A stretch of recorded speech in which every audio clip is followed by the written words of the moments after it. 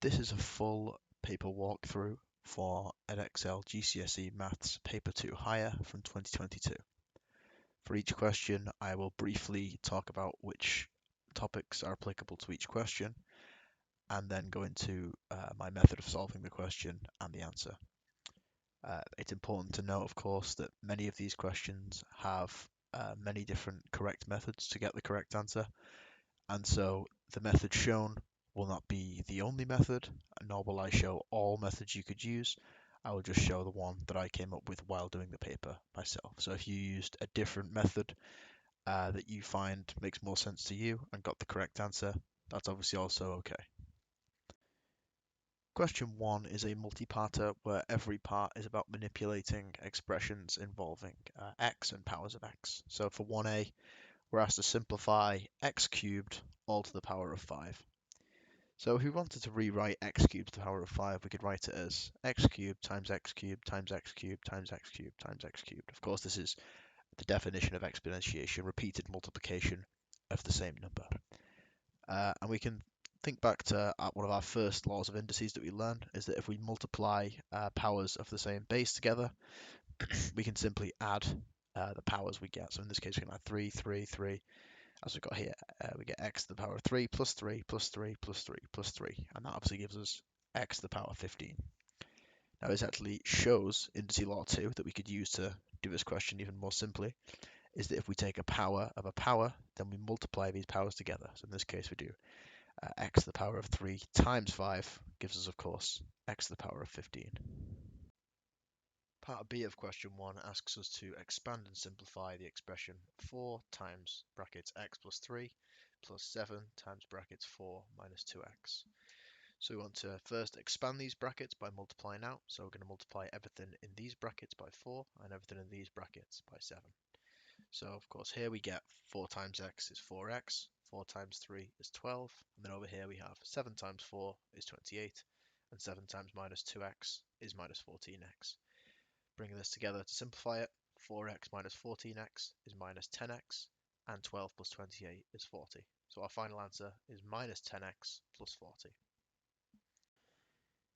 And finally, part C asks us to fully factorize 15x cubed plus 3x squared y. So when we want to factorize something, we want to take a sort of long complex expression and put it into different sets of brackets in order to sort of shorten the expression. So in this case, we've got two factors added together, and we want to put it into brackets by taking out common factors, basically dividing them away and putting them in a different place. So in this case, we can see the common factor is 3x squared. So we just look at the different terms, and we see the highest power of x that is common among all terms. So in this case, there's an x squared, obviously, in both of these terms. And also we look at the highest power of y, of course, is y to the 0, so we just ignore that. And in terms of just normal numbers, we just have a 3 in both of these. So we take out the 3x squared, and then obviously to find what's in the brackets, we divide each term by 3x squared. So if we divide 15x cubed by 3x squared, we get 5x, so that's here. And then if we divide 3x squared y by 3x squared, we're just left with the y. So that's the y. So our final answer is 3x squared brackets 5x plus y. So question 2 is looking at shape transformations, and luckily for us this is quite a simple transformation. As we can see, between shape S and shape T there is no change in orientation or size, and so we can just simply use a transformation when we're trying to describe fully the single transformation that maps shape S onto shape T. So translation is our simplest type of transformation. It's just moving a shape around from its initial position. So to find out what exact transformation this is, we need to look at the change of each point. So we can see by drawing these construction lines from some different points on the shape S to the corresponding point in the shape T, we can see the change that happens. So here we can see that, for example, this point marked in red moves across 1, 2, 3, 4, 5 in the negative x direction, and 1, 2, 3, 4, 5, 6 in the positive y direction. And we can make the same observation with the green and blue points. And so we simply move the shape by a vector -5, 6. Question 3 is asking about errors in measurements. So we're told that the length of a football pitch is 90 meters, correct to the nearest meter. And we're asked to complete the error interval for the length of the football pitch. So an error interval effectively tells us what of the interval using inequalities a certain value lies between. So we're not claiming to know the exact value of a quantity, we're claiming to say, okay, so we know this quantity is greater than this and smaller than this, or greater than equal to this and smaller than equal to this. So we have that L, the length, is equal to 90 meters to the nearest meter. Now the range associated with a value is the unit given, and so in this case if it says nearest meter, the range this value can be in is a meter wide, and obviously it's centered on the actual given value. So if we go, a meter wide, centered around 90 meters, we have 90.5 and 89.5 meters. And then we have to think obviously about how we actually round numbers, and of course we can see that 90.5 when rounded to the nearest meter would round up to 91, whereas 89.5 would round to 90 meters. And so clearly in our range we need to exclude 90.5 and include 89.5. So we're going to say 89.5 meters is smaller than equal to the length, so we include 89.5, and the length is then smaller than 90.5 meters because we want to exclude this value. Obviously the inequality is written slightly different here, but obviously it's the same expression. Question 4 is another multi-parter, and 4a is talking about compound units. So we're told that Festival A will be in a rectangular field with an area of 80,000 square meters, and the greatest number of people allowed to enter this festival is 425. We're also told that Festival B will be in a rectangular field that measures 700 meters by 2,000 meters, and the greatest number of people allowed to attend Festival B is 6,750. We're then told that the area per person allowed for Festival B is greater than the area per person allowed for Festival A. And we're asked, part A, how much greater, and to give this to a nearest whole number. So to find this difference, we need to find the area per person for both festivals. And obviously we find this by dividing the field area by the number of people allowed. So for Festival A, this is 80,000 divided by 425, which gives us 188.235 square meters per person.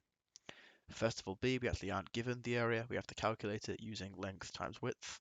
So our area is 700 times 2000 equals 1.4 million meters squared. So then the area per person allowed is 1.4 million divided by 6,750, which gives us 207.407 meters squared per person. So to find the difference, we simply subtract the smaller from the larger. So 207.407 minus 188.235 gives us a difference of 19.172 meters squared per person. And obviously the question asks for this answer to the nearest whole number. So we round it to the nearest whole number and we get 19 meters squared per person. 4b is looking into specific units. In this case, we're looking at centimeters squared and meters squared. And we're given the statement from Callum that says 300 centimeters squared is the same as 3 meters squared because there are 100 centimeters in 1 meter, so you divide by 100.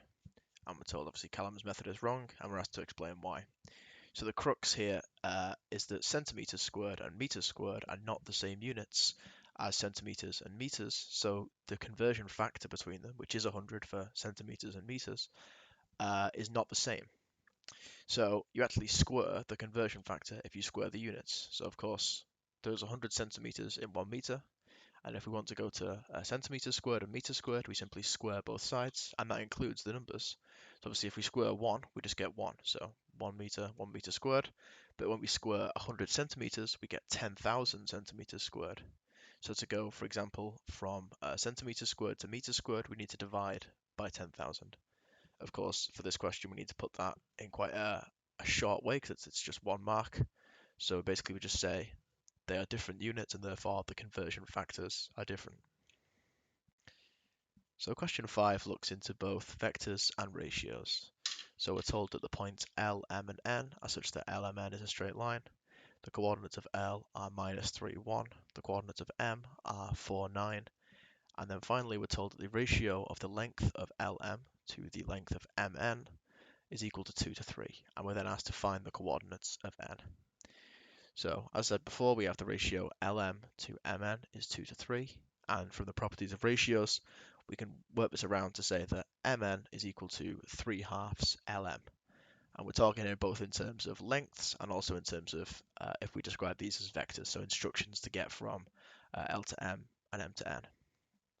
So we need to find the vector Lm using coordinate differences. So here we can see that if we go from L to M, we go 7 units in the positive x direction and 8 units in the positive y direction. And so this vector written here, not in column notation, but it should be, is 7, 8. And of course, if we multiply a vector by a scalar, we just scale the components by that factor. So in this case, we say that mn is equal to 3/2 lm, so 3/2 is 7, 8. And of course, if we multiply 7 by 3/2, we get 10.5, and if we multiply 8 by 3/2, we get 12. If we then follow this vector, as in we actually apply this instruction from m, we'll then get to the coordinates of n. So we do this by adding the vector to the current location, so 4, 9. So xy, the coordinates of n, is equal to 4, 9 plus 10.5, 12. So 4 plus 10.5 is 14.5, and 9 plus 12 is 21. So these are the coordinates of n. Question 6 looks at compound interest. We're told that a new phone costs £679 and that the value of the phone decreases at a rate of 4% per year. And we're then asked to work out the value of the phone at the end of 3 years. So for this, we're going to look at our basic compound interest formula, which is that the final price or value is equal to the initial price or value times by the rate of change, that's obviously based on the question, to the power of the time in whatever units are applicable. So it could be days, could be weeks. In this case, obviously, it's years. So the key word in this question is decreases. So our rate of change is going to be below 1. So our rate is 1 minus 0.04, that's obviously 4%, which is 0.96. So we can think of this as what we multiply the value by each year to find the value at the end of the year. So the final price is 679, that's the initial price, times by 0.96, that's the rate of change, to the power of 3, that's our number of years. And that gets us 600.736. Now the question doesn't specify a number of significant figures or decimal places to give the answer to, and so our standard response here is to give the same number of significant figures as we were given in the question. So 679 obviously is given to 3 significant figures, so our answer also should have 3 significant figures, and if we round this number to 3 significant figures, we're going to get £601. Question 7 is about both unit conversion and compound units, where in this case the compound unit is the price of petrol per unit volume. So we're told that in Spain, Sam pays €27 for 18 litres of petrol, and that in Wales, Leo pays £40.80 for 8 gallons of the same type of petrol. We're also told that €1 is equal to 85p, and that 4.5 litres is equal to 1 gallon. Sam thinks that petrol is cheaper in Spain than in Wales, and we're asked to find out if Sam is correct. Obviously, we must show how we get this. So to compare these prices, obviously we need to look at the price per litre or per unit of volume in a common unit. And obviously this choice is arbitrary. If the price, say, in euros per gallon is higher, then the price in pounds per litre will also be higher. So the cost in Spain is €27, and we want to convert that to pounds. So 27 times 0.85 pounds is equal to £23. And so the price of petrol in Spain is 23 divided by 18, that's the number of litres, so £1.28 per litre. The volume in Wales is 8 gallons. I want to convert that to litres, so we do 8 times 4.5 litres, and we get 36 litres.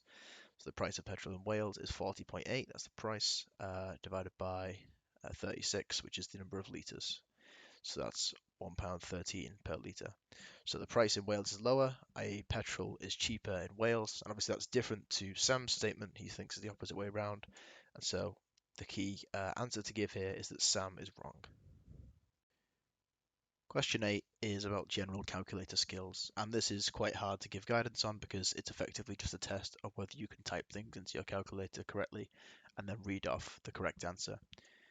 So I'll just give a breakdown of what you should actually be pressing on your calculator to actually calculate this value. So the first thing we should be pressing is the fraction button to set up this fraction. Then in the numerator, we should be setting up a cube root, and on most calculators use the GCSE, that's shift plus the square root button. We then want to do 1.57 to the power of 4, We want to do the x to the power of y button, so there should be a blank box with a superscript blank box next to it. So this is shift plus x squared on most calculators. Obviously, we want to do this inside the cube root. Then we want to add uh, a tan function and then put 60 inside this tan function. And of course, we want to make sure the calculator is in degrees mode. If it's in radians mode, we'll get the wrong answer. So finally, for the denominator, we want to go down there and then press the x to the power of y button again. Of course, put in x is 7.2 and y, use the fraction button again, is 1 over 2. So our answer we should get is 0.739338. Obviously, we're going to round this to 3 significant figures, so 0.739. Question 9 is mainly another question about compound units, but also our knowledge of different shapes.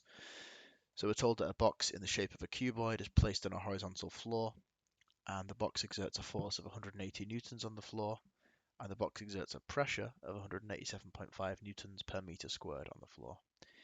We're told the face in contact with the floor is a rectangle of length 1.2 meters and width x meters, and we're asked to work out the value of x. And finally, we're given that pressure is equal to force divided by area. So we know that the area of this face is equal, of course, to the length times width. So this is 1.2x meters squared. We're also, of course, told that pressure is equal to force divided by area. And we want to relate this to our value of x we've got here, which obviously is expressed as an area. So we rearrange this expression here to get area equals force divided by pressure. And we simply do this by multiplying both sides by area and dividing both sides by pressure. So we've got area equals force divided by pressure, and we simply make these two expressions for area equal. So 1.2x is equal to the force divided by the pressure. So in this case, 180 newtons divided by 187.5 newtons per meter squared. Finally, we want to get just an expression for x. So we divide both sides by 1.2 and we end up with x equals 180 divided by 187.5 times 1.2. And obviously both of these terms are in the denominator. So we get 0.8 meters is the width of the box's face. Question 10 is another multi-parter all about data visualization, and 10a specifically is about box plots and measures of tendency. So the box plot shows information about the sales in thousands of pounds of an online store each month. And Andrew says that 3/4 of the given data lies between 160,000 and 350,000 because these are the values of the lower quartile and upper quartile.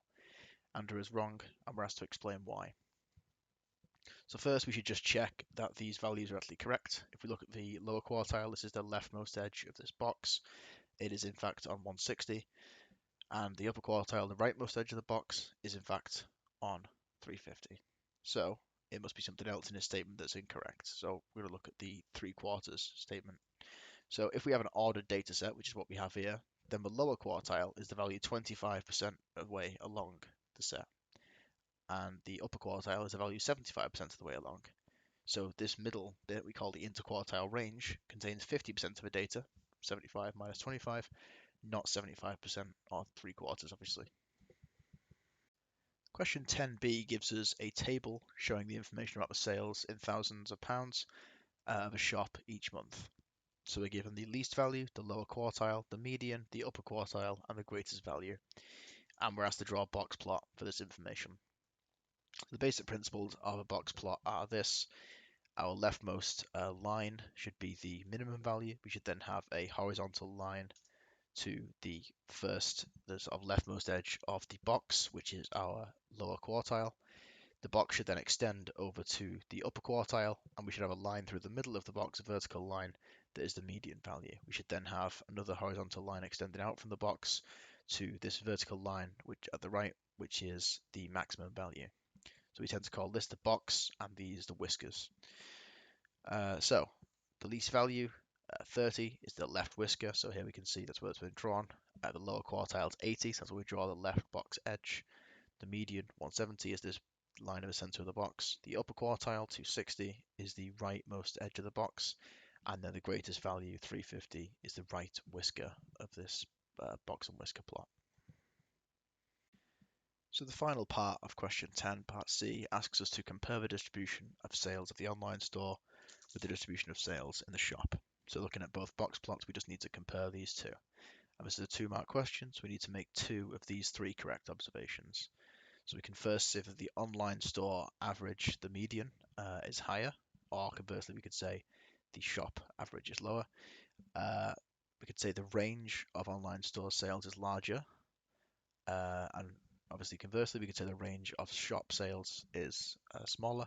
And finally, we can say the interquartile range of the online store is higher, or conversely, the interquartile range of the shop is lower. And of course, if we're going to give figures to justify these different observations, they must be given in thousands. Not, for example, we can't say 300 or 100, we must say 300,000 or 100,000, because that's the units given in the plot. So question 11 is looking into inverse proportion. So we're told that Kieran has 13 workers he can use for a job. He knows that 6 workers would take 14.5 days to complete this job, and we're asked to show that Kieran has enough workers to finish this job in less than 7 days.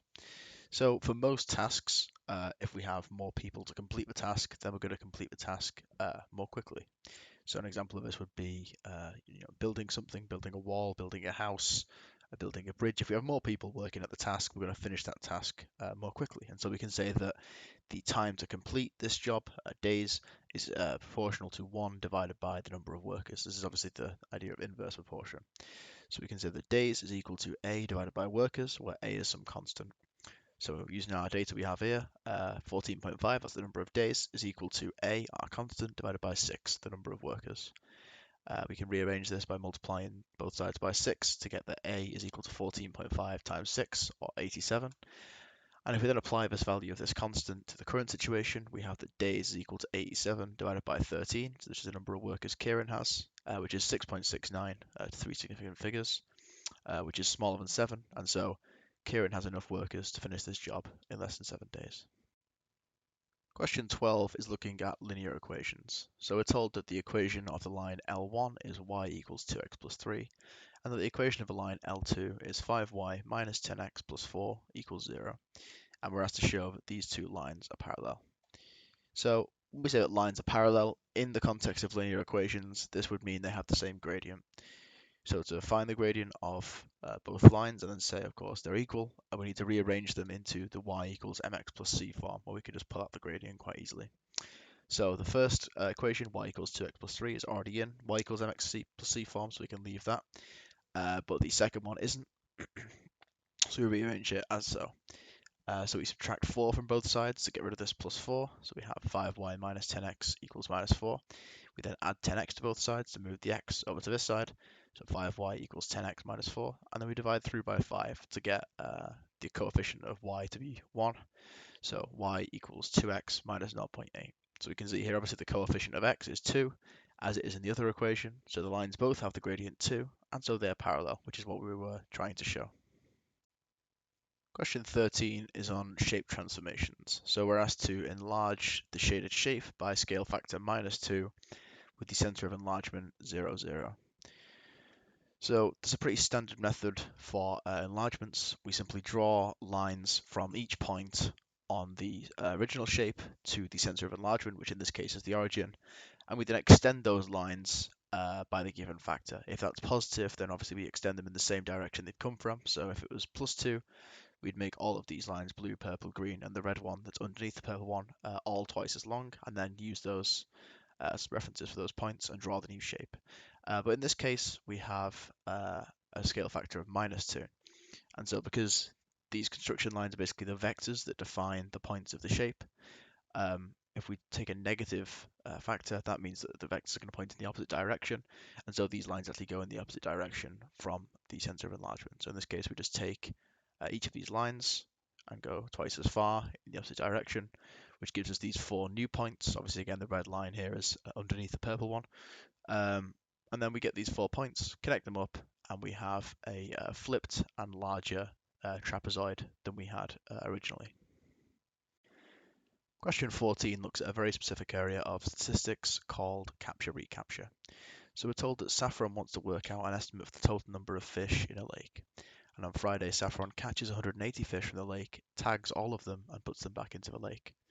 On Saturday, Saffron catches 305 fish from the same lake and finds that 45 of these 305 are tagged. We're then asked to work out an estimate for the total number of fish in the lake. So the basic assumption that underlies capture-recapture is that we get a representative sample of the fish in the lake, i.e. The proportion of the animals marked when we capture them again is equal to the proportion of the total fish that we marked initially. And so we can say that the tagged fish in the sample divided by the fish in the sample equals the total number of tagged fish divided by the total number of fish. So using these horrible abbreviations, FTS divided by FS equals FT divided by F. And this is just for the case of just to rearrange this to find F, which is our total number of fish, which we want to try and estimate. So we want to just divide both sides of this equation by FTS. And so we're going to get F equals Fs times Ft divided by Fts. Just remembering what we actually define these as. Fs is the number of fish in the sample, so 305, times Ft, the number of tagged fish, 180, divided by Fts, the tagged fish in the sample. So we divide by 45 and we get 1,220. Question 15 is about ratios. We're told that the ratio of Marta's hourly pay to Khalid's hourly pay is 6 to 5. And then both Marta and Khalid get an increase of £1.50 in their hourly pay. After this increase, the ratio of Marta's hourly pay to Khalid's hourly pay is 13 to 11. And then we're asked to work out the hourly pay before the increase for both Marta and Khalid. So before the increase, we could write the pay rates as 6x for Marta and 5x for Khalid, where x is some unknown constant. After the increase, Marta's pay is 6x plus 1.5, and Khalid's pay is 5x plus 1.5. Now, because we're told that these are in the ratio 13 to 11, if we multiply this one by 11 and this one by 13, then we're going to get the same number. So we can say that 11 times 6x plus 1.5 is equal to 13 times 5x plus 1.5. So if we expand these brackets out, we get 66x plus 16.5 is equal to 65x plus 19.5. If we then rearrange to find x, we get, by subtracting 65x from both sides, we get x plus 16.5 is equal to 19.5. And finally, we subtract 16.5 from both sides to get x equals 3. Remember that we earlier defined Marta and Khalid's pay rates as 6x and 5x, so to find those rates, we simply substitute in our value of x. So for Marta, that's 6 times 3 gives £18, and for Khalid, that's 5 times 3 is £15. Question 16 is a multi-parter on probability. So for part A, we're asked to complete a Venn diagram on the following information. Of 100 people, 4 people use all 3 types of social media, 16 do not use any social media, 8 use both type A and type B but not type C, 14 use both type B and type C, 62 in total use type A, and all 20 who use type C use also at least one of type A and type B. And we're then asked to complete the Venn diagram. So first of all, we're going to go through and write in any information that we know immediately, and then we're going to have to determine the value of other bits of the diagram using what we already know. So first of all, 4 use all 3 types. So that's our central intercept here, that's 4. 16 do not use any, so that's outside of the diagram. 8 use both type A and type B, but not type C. So this is the area that intercepts between A and B, but is not in C. So this is our 8 here. 14 use type B and type C. So our intercept between type B and type C is this. And we already know this is 4, so this must be 10 to make the whole thing 14. 62 in total use type A. So at this moment, we don't know this value here. And so we're going to need to leave that for a second. But then we also know that all 20 who use type C use at least one of type A and type B. So this actually gives us 2 pieces of information. First of all, this must total to 20, but also that this exclusively C region must be 0. So given that, we know that these 3 must total to 20. We already have this as 10 and 4. And so this obviously must be 6 to make this 20. Finally, we know this is 8, this is 4, this is 6, and we know that all of A must sum to 62. And so by just taking away 8, 4, and 6 from 62, we get that this exclusively A region must be 44. And of course, finally, to find this exclusively B region, we simply use the fact that there are 100 total people. And so we subtract all the other values away from 100, and we're left with 12.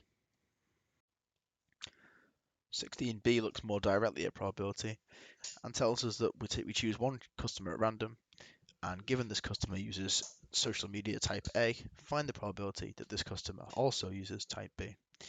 So when we say given that, that's effectively given us a sort of prerequisite condition for this question.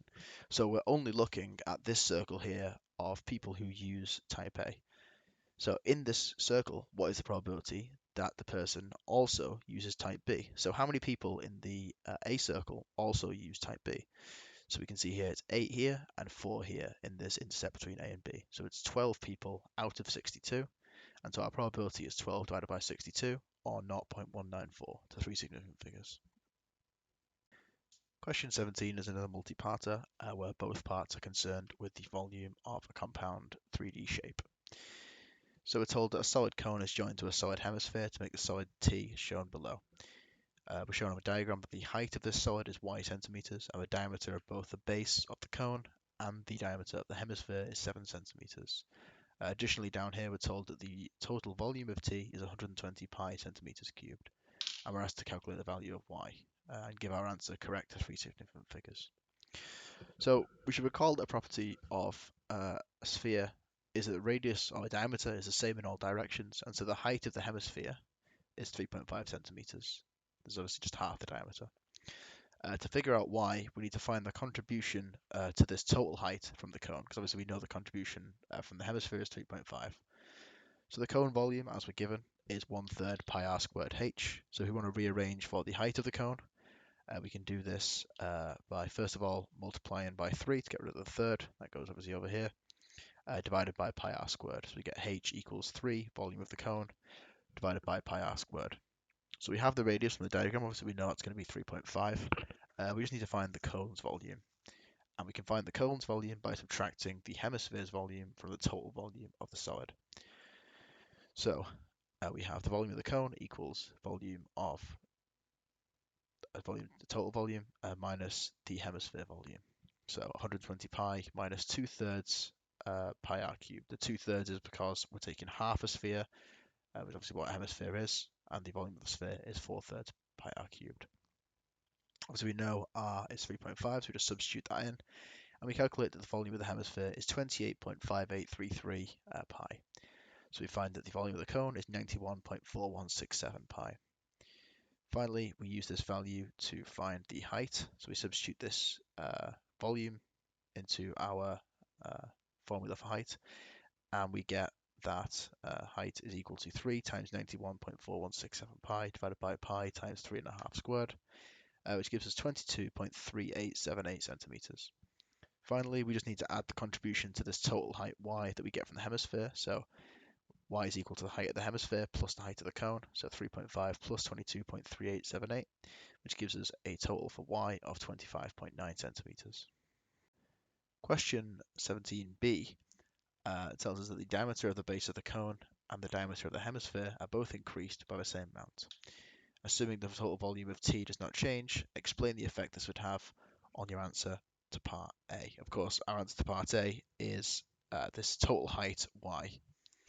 So we need to think about what actually contributes to the volume of this shape, and that is going to be this height y and this diameter here of the base of the cone and of course of the hemisphere. So we can say that volume is approximately proportional to y times r, the radius, or equally the diameter. Now we want to investigate how y changes, so we just need to rearrange this proportion relation. So we simply divide both sides by r, and we get that y is proportional to v divided by r. So we look back at our case here, and we see that this diameter, and therefore the radius, increases. And so, of course, if the volume stays constant, then y must decrease. Question 18 is looking at our knowledge of triangles, specifically cosine rule and sine rule. So these, both of these rules are very useful for triangles that are not right angled, which we can sort of tell these two aren't. So we're given the information, as we can see in the diagram, and we're asked to calculate the length of QS to three significant figures. So we're going to work backwards to find out what we need to find QS, and then we're going to actually apply that logic to calculate the length of QS. So we can see, looking at the triangle QRS, that if we have the length QR, which is opposite the angle 41 degrees, then we can find the length QS, which is opposite the angle 88. So we need to find, from this triangle, the length of QR. Now looking at the triangle RPQ, we can see that we've got two sides and an angle between them, and so using the cosine rule, we can find the length of QR. So now we need to actually do this. So the cosine rule is that a squared equals b squared plus c squared minus 2bc cos a. Now this is where the angle capital A is opposite the side little a, and so in this case this is true. The side length I want to find is here, and the angle is opposite it, and these are the two other sides. So plugging our numbers in, we have a is equal to the square root of 9.4 squared plus 11 squared minus 2 times 9.4 times 11 times cos of 27 degrees, which gives us 5.01 centimeters. Where of course this a is the length of QR. Now we want to apply this to the sine rule, which states basically that the length of a line divided by the sine of the angle opposite is equal for every line length angle per. So in this specific case, we have QS divided by sine of QRS is equal to QR divided by sine QSR. Want to rearrange this to find QS, so we simply multiply both sides by sine of QRS. So we get QS equals QR times sine QRS divided by sine QSR. So we just plug in our values. The length of QR is 5.01 multiplied by QRS. So this is this angle here, 88 degrees, divided by sine of QSR, which is of course this angle here, so sine of 41 degrees. And this gives us 7.63 centimeters to three significant figures. Question 19 is another multi-parter looking at two different functions, g and h. So we're told that the functions g and h are such that g of x is the cube root of 2x minus 5, and h of x is simply 1 over x.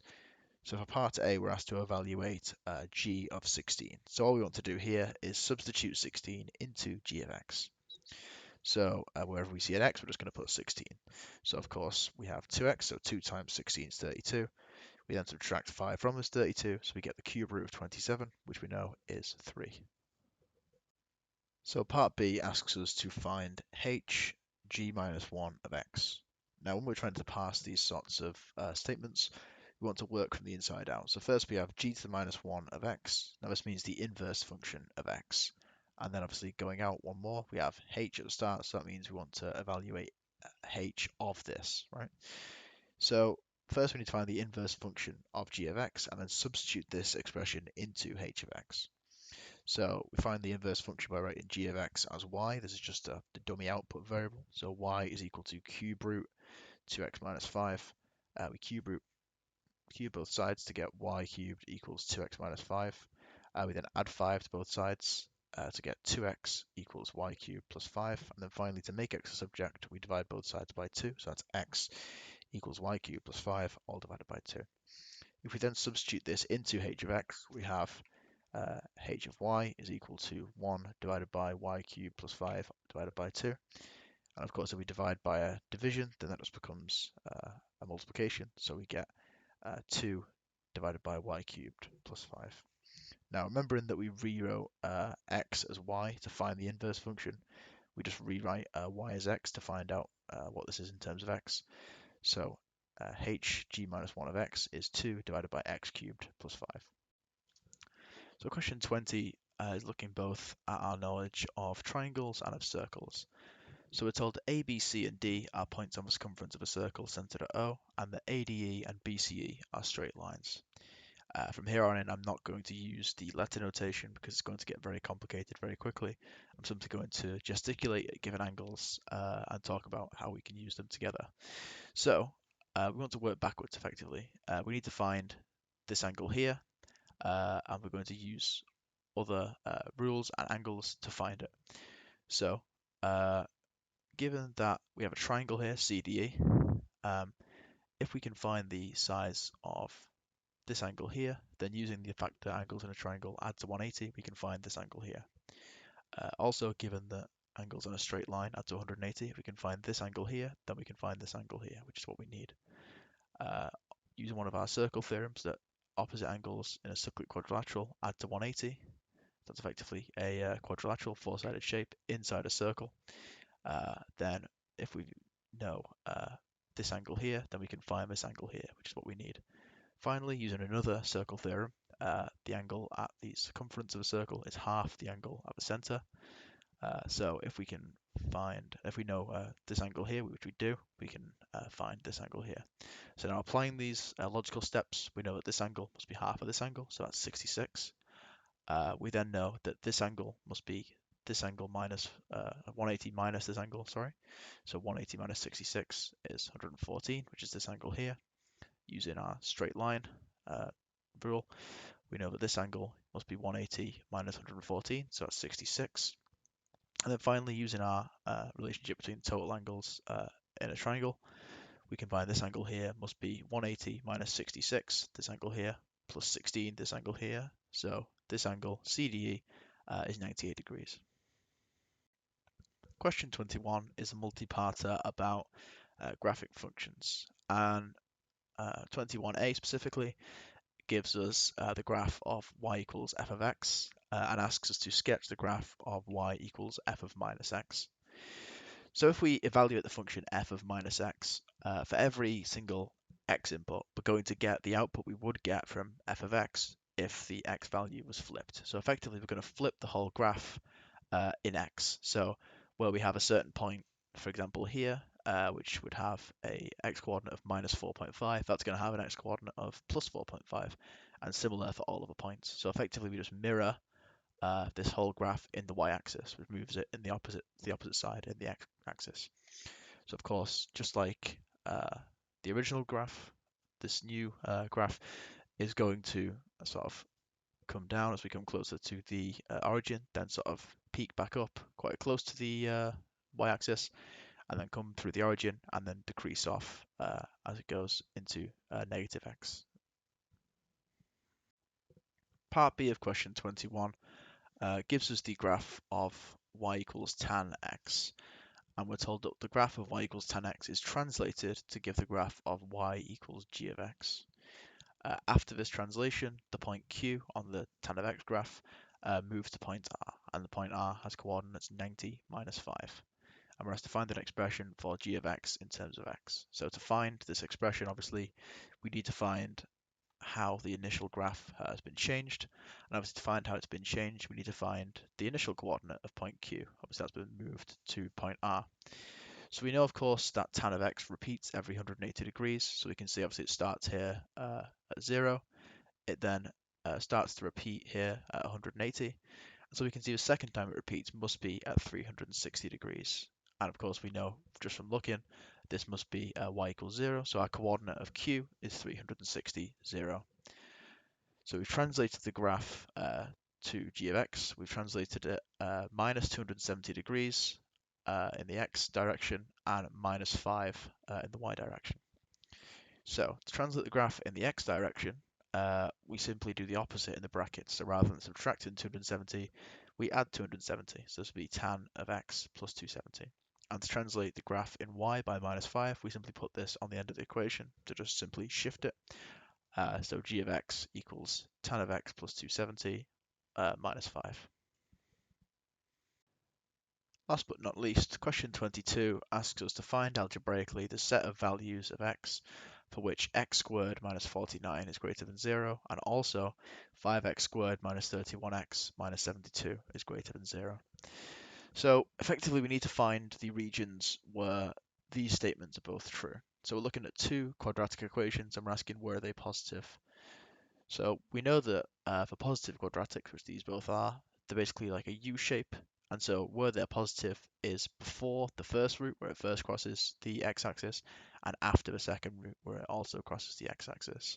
So we simply need to find the roots of these equations, and these are going to be our limits. So we can find the roots of the first equation just by rearranging. So we have x squared minus 49 equals 0.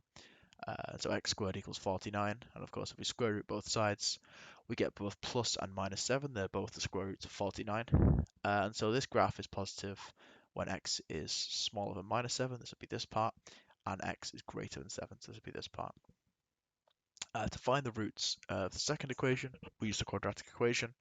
So x equals minus b plus or minus the square root of b squared minus 4ac all over 2a. Substituting in our actual coefficients, b is minus 31, so minus b is 31. And then we have the square root of b squared, so that's the same as if it's just 31 squared, minus 4 times a, which obviously is 5, times c, which is minus 72, all divided by 2a, obviously a being 5, so 2 times 5. So evaluating this, we have 31 plus or minus the square root of all this, which is 2401, divided by 2 times 5, which is 10. Square root of 2401 is 49, so we have the roots are 31 plus or minus 49 divided by 10. If we actually apply this division, we have 3.1 plus or minus 4.9. So this gives us our x limits for the second equation of 8 and minus 1.8. So we can see that when the when the x coordinate, is smaller than 1.8 and also smaller than 7, then they're both positive, and so obviously that's only true when it's smaller than minus 7, and also when the x-coordinate is greater than 7 and also greater than 8, then the graph is positive, and so of course that's just true for when it's greater than 8. And so the overlap of these regions is where x is smaller than minus 7 or x is greater than 8.